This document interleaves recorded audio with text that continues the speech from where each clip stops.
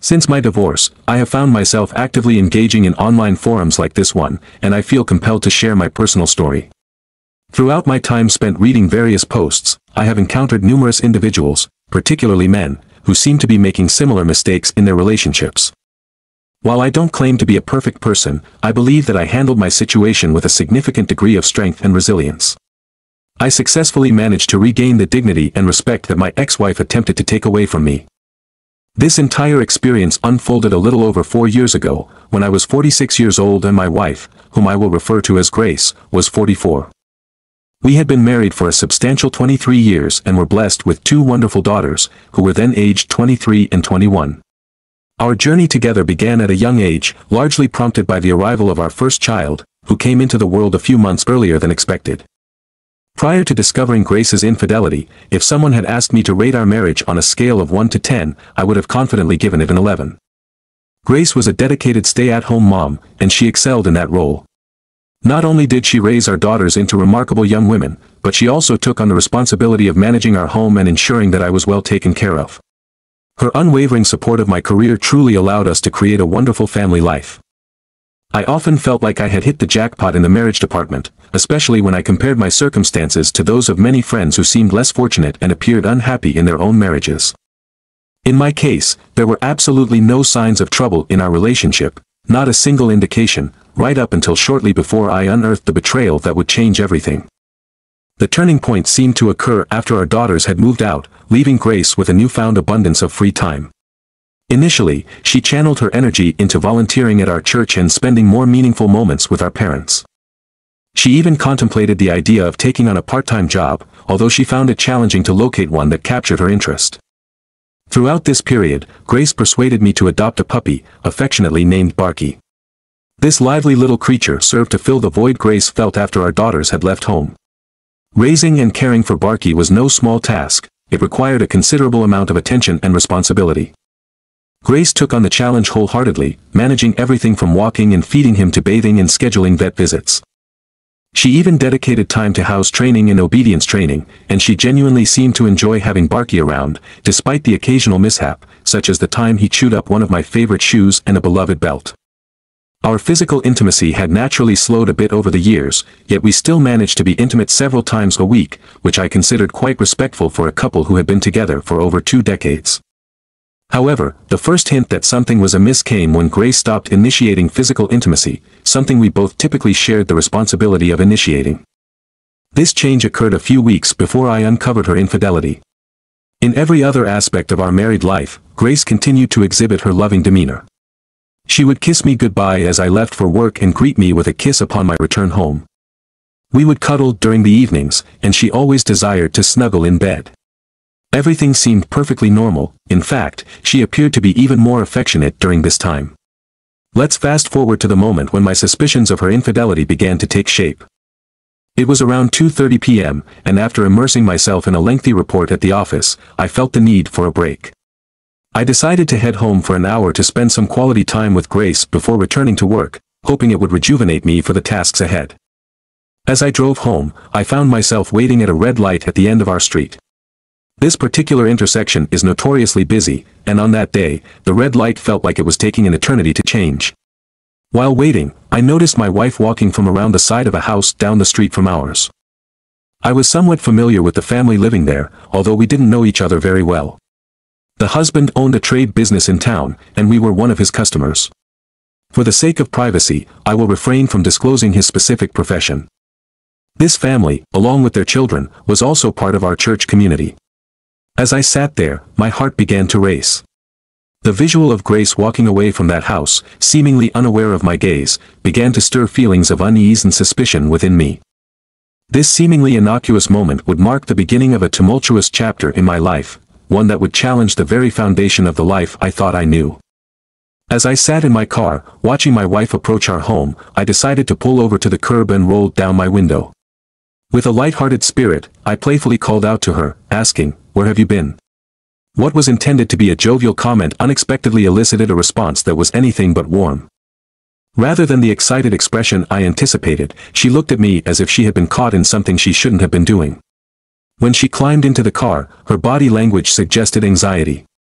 She immediately shared that our dog had escaped and was running loose up the street. She claimed to have caught the dog and led it back, gripping its collar firmly. This raised my eyebrows because our dog, an elderly 18-year-old KLY mix I affectionately called Lady, could barely manage to walk, let alone dash away. Curiously, I asked if we had perhaps gotten a new dog. There was a noticeable hesitation in her voice before she confirmed that it was indeed Lady. She then nervously chuckled, commenting on how she had never seen Lady move so quickly in her life. My curiosity deepened, and I asked about Barky, our other dog, inquiring where he was during all this commotion. She assured me he was safe at home, which was odd because she usually brought him along for walks. As I processed the conversation, I caught a strong whiff of a cologne that smelled like Old Spice or something similar. When I brought it up, she dismissed it casually, saying, "Yeah, that guy really douses himself in it." I decided to refer to this man as Tad and his wife as Marcia. When I pressed her for details about how she ended up with that scent on her, she explained that she might have brushed against Tad while handing Lady over to him.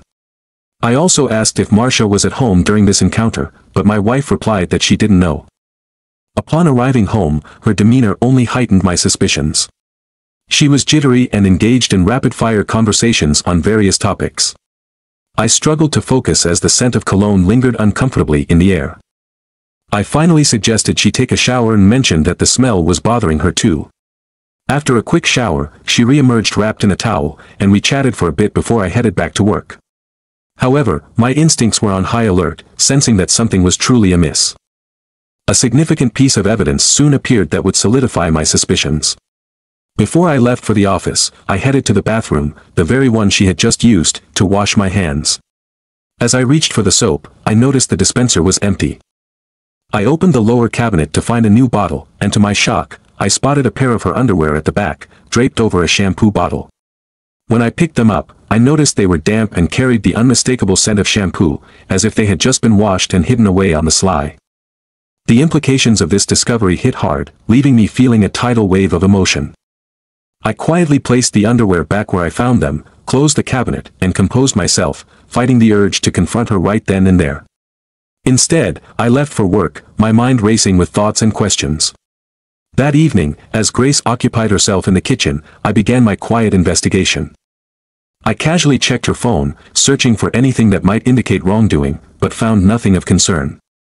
Determined to uncover more, I turned my attention to the 7-day archive of our doorbell camera footage. As I scrutinized the recordings, I discovered that on 3 separate occasions during that week, Grace had left the house without Barky and remained gone for over an hour each time. This was highly unusual, given that she rarely took walks of that length, and her friends were typically not available during the day. The mounting evidence pointed clearly toward her meeting with Tad, but I knew I needed more concrete proof before confronting her. The thought of hiring a private investigator crossed my mind, but the overwhelming number of online listings made the decision difficult. Just then, I remembered a coworker whose father had worked as a police officer before turning to private investigation after retirement. I had played in a golf outing with him once and found him to be a trustworthy person. I reached out to my coworker to see if his father was still active in the business, but was informed that he had fully retired a few years back. The search for clarity in this troubling situation continued, and I felt that the pieces of the puzzle were slowly coming together, though I still needed to confirm the truth behind her actions. He inquired whether I needed any private investigation services, and I mentioned that I had a potential project in mind. He suggested that I have a conversation with his father, whom I will refer to as Frank, as he might offer invaluable guidance owing to his extensive experience in the field. Later that same day, Frank reached out to me via phone. I took that opportunity to disclose my predicament to him, laying out the details of my concerns and the situation I found myself in. To my surprise, Frank reacted positively, expressing an eagerness to assist me. He insisted that he would not require any payment for his help, stating that he genuinely enjoyed this kind of work, especially since it provided him with a chance to get out and about, something he felt he had been missing. Frank went on to elaborate that he had ceased taking on private investigation assignments several years ago. His decision stemmed from the extensive vehicle travel involved in such work, which he felt was no longer suitable for someone of his age, particularly at 82. However, despite his years, he appeared no older than 70, radiating a youthful vigor that surprised me. As my case seemed to revolve around the same street, he assured me that managing my job would be quite straightforward. Though I offered to pay him for his services, he ultimately accepted the arrangement on the condition that it would serve as an informal collaboration between us. The following morning, Frank began his surveillance efforts on our street, conducting observations that extended throughout the week. Despite his diligence, he reported back to me with no significant findings during that time. The only activity he noted was my wife, Grace, walking our dog, Barky, multiple times each day. Frank advised me to maintain patience, explaining that my wife might have adopted a more cautious approach following my near discovery of her actions. He reassured me that, based on his extensive experience, individuals often exhibited signs of cracking under circumstances like these, which could lead to revealing behavior. During this period, my wife continued to act normally, and I strove to manage my rising anger while keeping up a facade of normalcy. Nonetheless, I consciously decided to cease all forms of intimacy with her and repressed any displays of affection whenever possible. In the evenings, I deliberately opted to sit in a chair rather than on the couch to prevent her from snuggling up beside me. Additionally, I altered my position in bed, turning to my left side and facing away from her.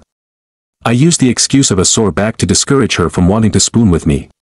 As the next week approached, Frank reported seeing nothing unusual on Monday and Tuesday. Doubts began to creep in, leading me to question whether my concerns were merely figments of my imagination. However, on Wednesday, while driving home, I received a call from Frank. He indicated he had something to show me, although it wasn't favorable news. According to him, Tad had returned home and parked his car in the garage around 2 p.m. What caught my attention, though, was that just 10 minutes later, my wife walked over and entered the back door of Tad's residence. She remained there for just over an hour before making her way back to our home. Frank had managed to capture video footage of these unsettling events, documenting both Tad's arrival and my wife's quick entry and exit. We arranged to meet in a restaurant parking lot down the street where he could share these troubling videos with me. Frank suggested that he continue to monitor my wife's activities for the remainder of the week, and I readily agreed, knowing I needed to gather more information. On Thursday, Frank reported that Grace again exhibited the same suspicious behavior. During dinner with Grace on Wednesday and Thursday evenings, I engaged her in casual conversation, asking about her day. Each time, she mentioned doing mundane tasks such as housework and walking Barky. This confirmation of her activities further solidified my decision to proceed with a divorce, aiming to catch her off guard with my intentions. On Friday, I sought out the best lawyer I could find, who agreed to take on my case. I provided him with the evidence that Frank had painstakingly gathered. The attorney explained that our state follows at-fault divorce laws that favor the aggrieved party. He noted that while the videos and pictures might not serve as absolute proof of my wife's infidelity, they certainly indicated strong evidence of her betrayal. He expressed confidence that this could exempt me from paying alimony. However, he did mention that we would need to divide any assets accumulated during our marriage. I relayed to him that although I wasn't particularly thrilled about parting with 50% of my wealth, I was prepared to accept it because Grace had been an exemplary wife and mother until the moment she betrayed my trust. As fate would have it, just 2 days later, I found myself in a more advantageous position to obtain conclusive evidence of her affair with Tad. I returned home from work a bit earlier than usual, and my wife informed me that she needed to make a quick trip to the store to pick up a few items, among them sweet corn for our dinner. When she finally left the house, a wave of urgency washed over me as I changed out of my work attire. I had barely finished unbuttoning my shirt and was in the midst of tossing it into the laundry basket when something caught my eye. A pair of her panties lay just beside the basket on the floor. At first glance, they seemed to have been intended for the laundry, but she had missed the target. I bent down to pick them up, and that's when the unsettling realization hit me like a cold wave. As my fingers grazed the fabric, I felt a dampness in the crotch area, an unmistakable sign that they had been worn. To make matters worse, they carried a smell that was a jarring mix of male and female bodily fluids, a scent that should never have been there. In that moment, rather than feeling the expected emotions of sadness or anger, a visceral thrill coursed through me, as if I had unearthed hidden treasure. I quickly grabbed a plastic freezer bag, treating the underwear with a careful reverence, sealing it inside as though it were evidence from a crime scene. My heart raced as I took the bag to the trunk of my car, sealing the chapter of discovery away for now, but knowing it would not be forgotten. Following that, I retreated to the bathroom, where I washed my hands vigorously with Dawn dish soap and baking soda, scrubbing until my skin felt raw, using the hottest water I could stand. Grace returned from her outing, blissfully unaware of what I had just found, and began preparing dinner. The atmosphere in the kitchen was pleasant, but inside, I was a whirlwind of conflicting emotions. Somehow, I managed to carry on as if everything were normal. I made a conscious effort to keep my composure in check, even assisting her with the dishes after dinner, standing shoulder to shoulder in silence. Later, as I sat in the living room with my laptop open, working but hardly focused, I had a full view of the kitchen and the laundry room. I watched as Grace entered the laundry room, her movements anxious and distracted. She rummaged through the space, searching for those missing panties. She checked under the washing machine, then the dryer, peered onto the shelf, and even pulled out the units to inspect behind them. Her search was frantic, and it struck me that I knew precisely where those panties were. Eventually, her search came to an end as frustration washed over her. She left the laundry room and joined me in the living room. As I sat there, a chilling thought enveloped me. My wife, at that very moment, was carrying another man's DNA within her.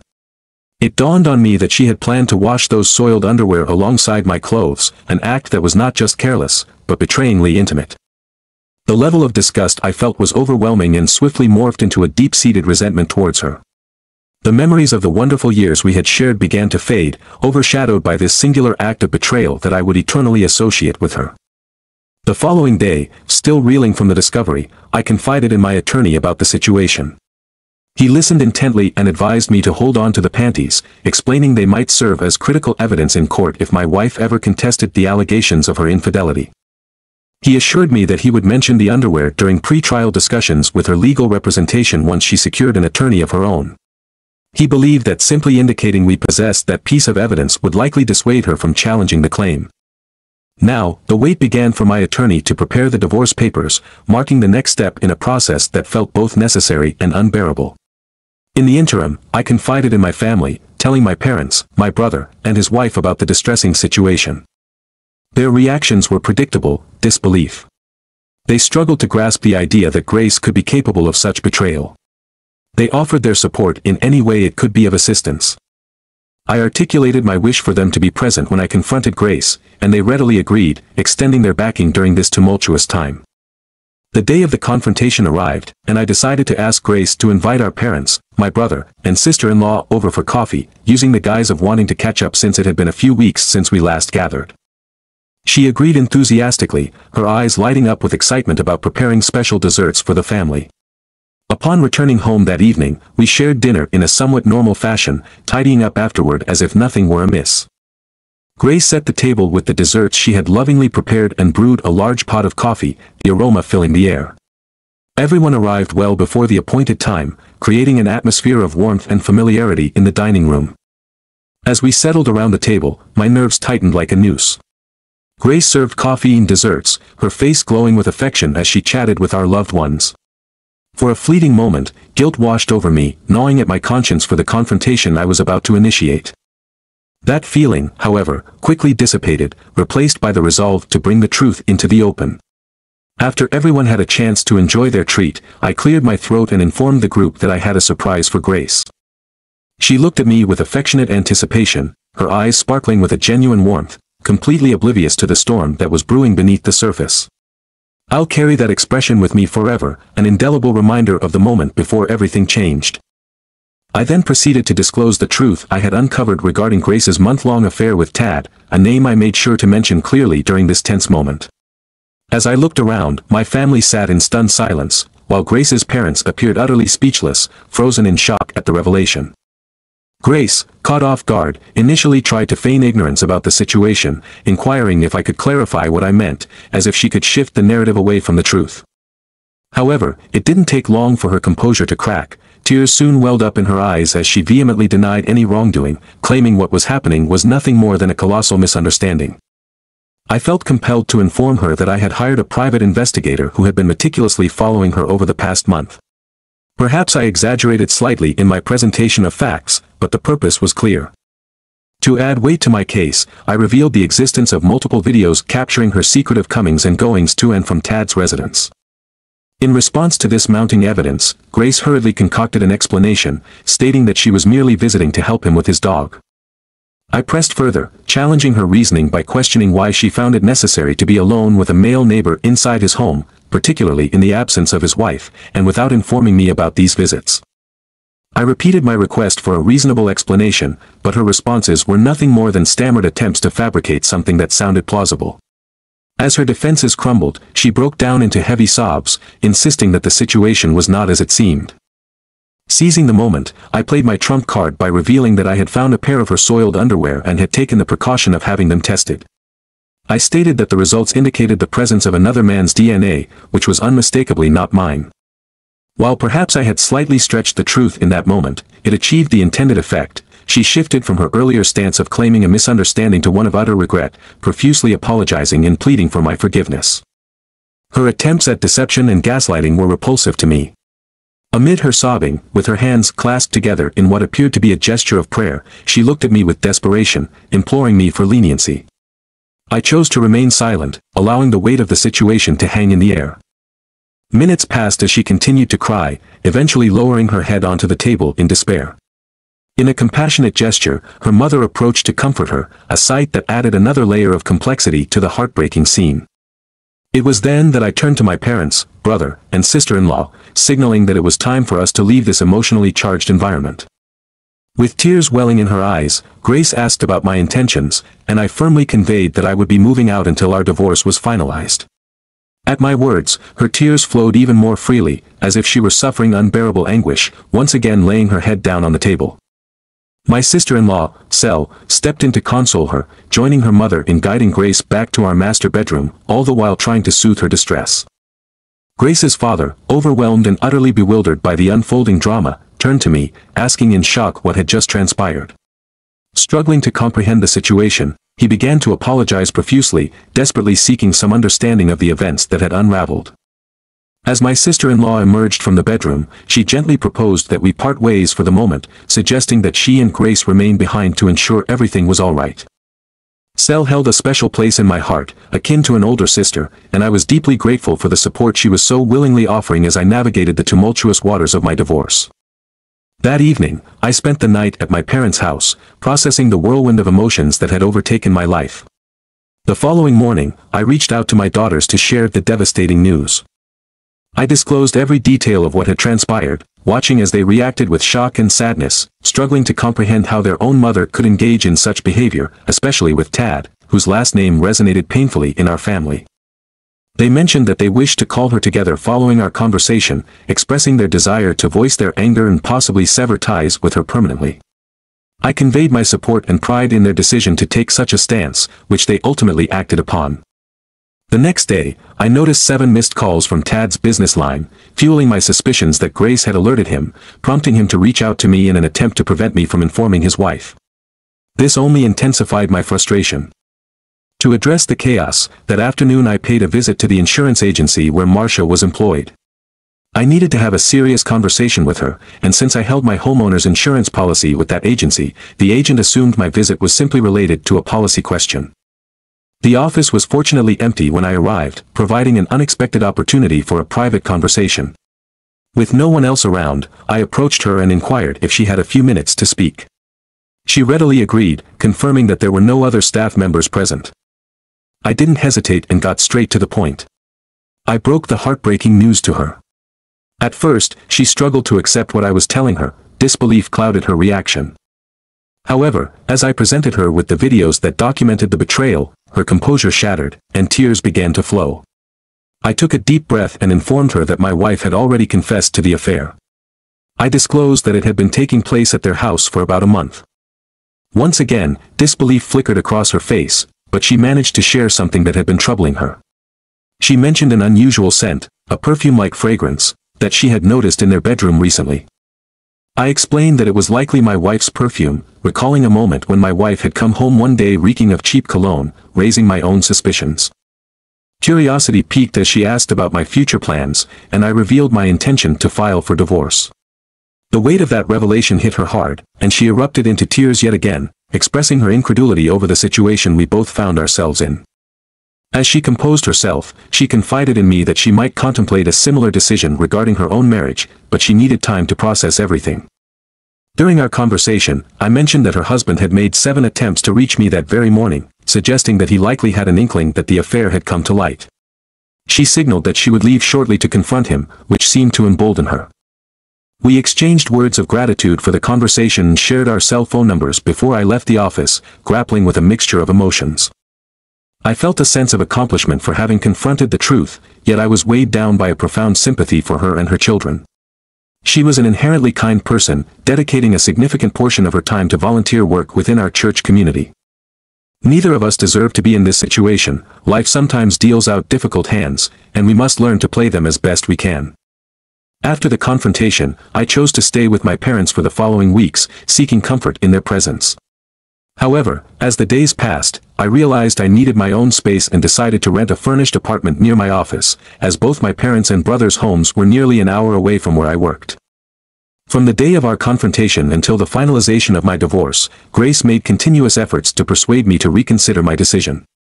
She expressed a willingness to agree to anything if I would choose to stay in the marriage. Yet, I stood firm in my decision, rejecting all her offers.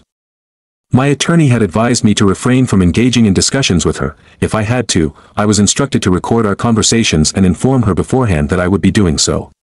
This became my new normal. Whenever she left me a message or texted regarding our relationship, I opted to ignore it. However, if the communication was about our house or our children, I would respond. Inevitably, during our calls, she would dissolve into tears, a sobbing mess as she pleaded with me to reconsider. Each time, I had to assertively remind her that the possibility of reconciliation was no longer on the table and that she needed to come to terms with that reality. After countless conversations like this, one day I reached my breaking point. I bluntly suggested that she should pursue a relationship with Tad now that they were both about to be free. Her reaction was immediate. She cried and insisted that she hated him and wanted nothing to do with him. I pressed further, questioning how she could feel that way when she had taken such a monumental risk with our marriage for moments of intimacy with him. Through her tears, she admitted she didn't know how it had come to this, begging me to never mention him again, claiming she wanted to die for the pain she caused. She expressed that I had been her entire world, and apart from our children, she felt she had nothing left worth living for. I reminded her that perhaps she should have considered those feelings before engaging in an affair. Eventually, our divorce was concluded in a civil manner, though not without its own last-minute drama during the courtroom proceedings. At one point, my wife requested the opportunity to speak, catching both me and her attorney off guard. Turning toward me, she expressed her desire to apologize officially for her actions and extended her gratitude for the wonderful life I had provided her. She professed her enduring love for me and conveyed a hope for forgiveness and a friendship in the future. In response, I simply nodded and said, "Thank you, Grace," before turning back to face the judge. While the prospect of forgiveness seemed unlikely, I appreciated her willingness to express her regret. The judge then asked if I had anything else to add, to which I simply replied no. He proceeded to make his final decision, which aligned with what my attorney had already anticipated. There would be no alimony, and the division of our marital assets would be fair. Navigating this complex situation required a strong sense of self-respect and an unwavering commitment to my core values. From the very beginning of my relationship with Grace, I established that infidelity was a non-negotiable boundary for me. I made this point abundantly clear, and she echoed a similar commitment in our discussions. Unfortunately, despite our mutual understanding, she repeatedly crossed that line, fully aware of the consequences that such actions would entail.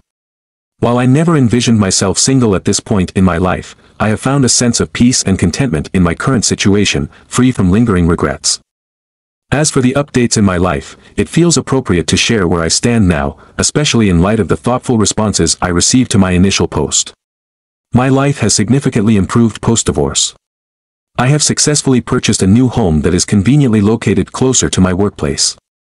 This transition has allowed me to invest considerable time in remodeling the house, painting the interior, and customizing the space to reflect my personal preferences. My 2 daughters are thriving, both have graduated from college, and I am excited to share that my eldest daughter is set to marry this upcoming summer.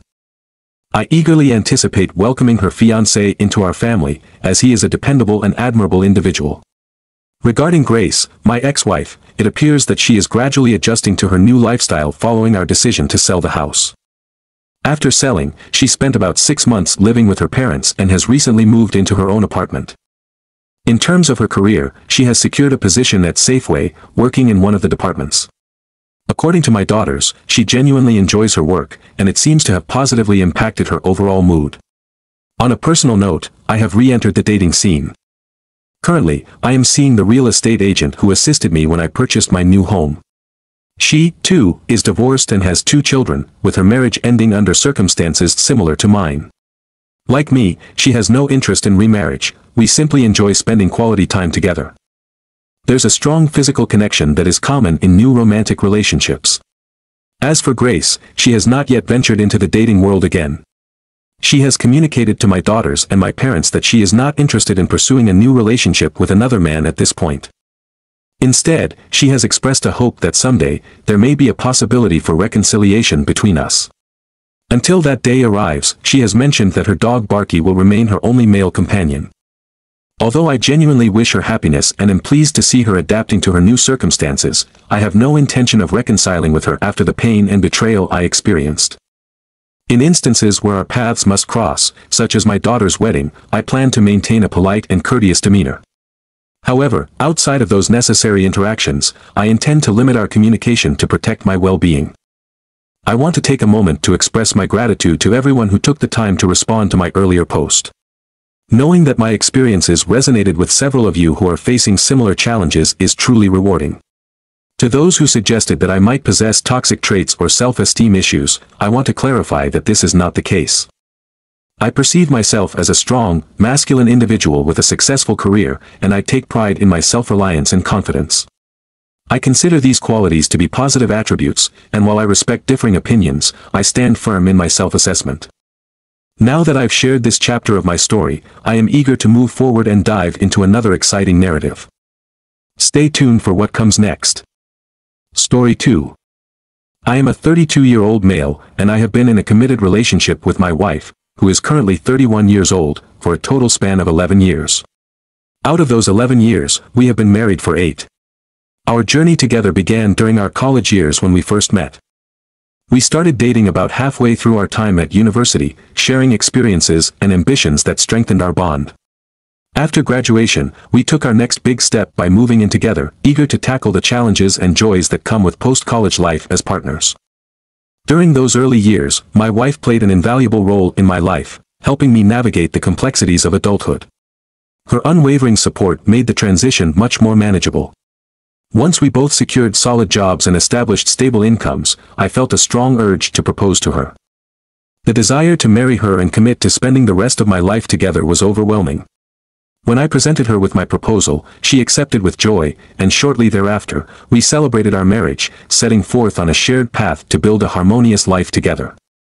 As we settled into married life, we welcomed a child into our family and purchased our first home in the suburbs, which reflected the dreams we had nurtured over the years. Both my wife and I are dedicated professionals. Our hard work and determination have been rewarded with various promotions and career opportunities. A year ago, my wife was honored with a significant promotion at her workplace, which came with a personal office and an assistant. I was proud of her achievements and participated in all office gatherings and events alongside her. Her workplace had become a close-knit community. Over time, we forged a delightful circle of friends among her colleagues.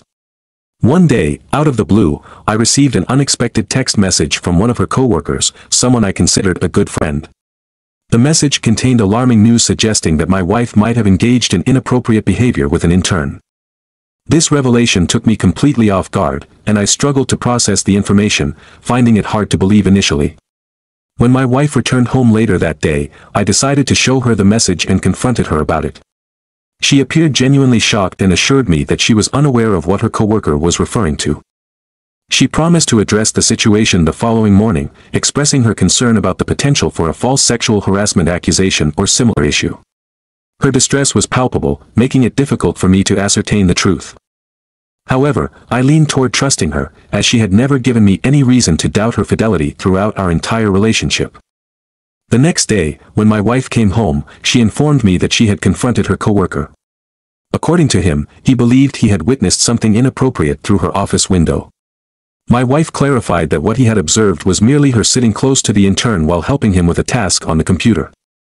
The intern also corroborated her explanation, reassuring the coworker that nothing untoward was occurring. I felt a wave of relief wash over me as the situation seemed to be resolved. While I had never suspected my wife of cheating, it was comforting to know that she had proactively addressed the concern with her colleague.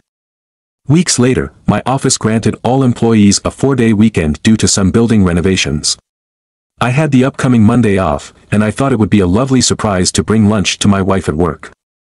I stopped at her favorite restaurant, ordered her usual meal, and made my way to her office. On the way, I encountered a few of her coworkers, and we exchanged pleasant conversation before I continued on to my wife's workspace. I had visited her office numerous times before, and usually, I would knock gently a couple of times, then peek in to say hello. However, this time, I discovered that the door was locked. I assumed she must have been in a meeting and wanted to avoid any interruptions. While waiting outside, I sensed some movement on the other side. My wife called out for a moment to wait, and I complied patiently. When she finally opened the door, I was greeted with a surprising sight.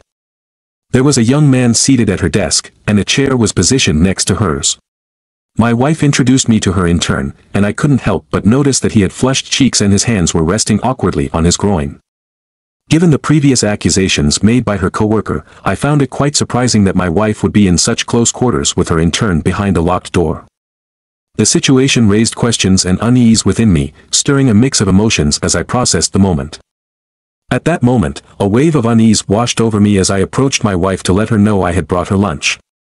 Her heartfelt thank you felt hollow amid a growing sense of discomfort.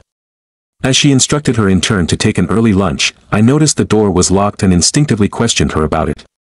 She casually remarked that she hadn't realized the door was locked, suggesting that she must have inadvertently bumped into it. Her explanation seemed plausible, given that it was one of those push-button locks that could easily be accidentally engaged. The intern, visibly eager to leave, quickly exited the office, allowing me to sit down and share a meal with my wife. Yet, even as I sat there, the unease lingered. I couldn't shake the nagging feeling that my arrival had interrupted something significant. The intern's demeanor had raised some red flags. There was an odd tension in the air that I couldn't ignore, particularly in light of what a coworker had previously confided in me. Later that evening, an unfamiliar silence was broken by a phone call from my wife. She informed me about a last-minute Zoom meeting with overseas clients and mentioned that she would be returning home much later than usual. This was highly unusual for her. Her schedule was typically so full that sudden meetings were rare. My suspicions deepened, and I found myself grappling with a growing sense of distrust about the situation. After much contemplation, I decided it was necessary to reach out to the coworker who had initially alerted me about the intern. When I contacted him and probed for more details about his observations, he hesitated before hinting at something troubling.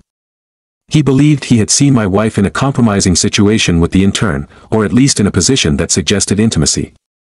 My mind began racing as I questioned the legitimacy of her allegedly last-minute meeting. He voiced his doubts about its authenticity, which only fueled my suspicion regarding the dynamics at play. It was crucial to mention that this coworker was in direct competition with my wife for a promotion. I recognized that his motivations might not be entirely sincere. However, if his assertion held any truth, I had no choice but to conduct a thorough investigation. He proposed that we meet at the office since he had the necessary clearance to access the area. I agreed, and within 15 minutes, we were navigating through the building toward their offices. As we approached, the unmistakable sounds of intimacy filled the air, confirming my worst fears. Even though I couldn't see them yet, the recognition of those familiar sounds told me it was indeed my wife. Drawing upon a mix of anger and determination, we continued forward, intent on catching them in the act. Upon opening the door, I was met with an alarming sight. My wife was at her desk, and the intern was frantically attempting to pull away and cover themselves. My wife struggled to find the words to justify her actions, but the shock of being discovered left her speechless. I left the office consumed by rage, regretting that I had no documented proof of infidelity. However, I was thankful for the presence of my coworker who could serve as a witness to the betrayal. The following day, I reached out to the coworker who witnessed the incident with me. He informed me that he would be reporting what had transpired to HR. As the day unfolded, I overheard my wife on the phone, and it became painfully clear that she was being terminated from her position. She appeared shattered by the conversation.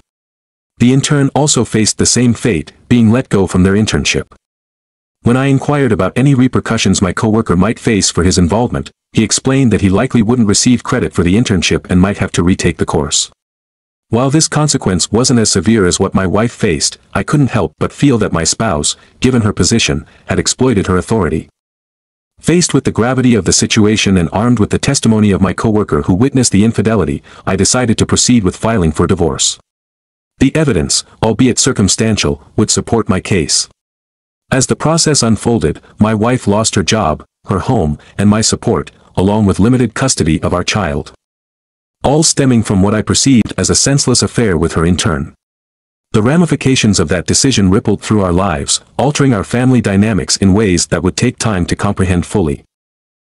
Don't forget to subscribe, like, and click on the little bell icon for notifications of new stories.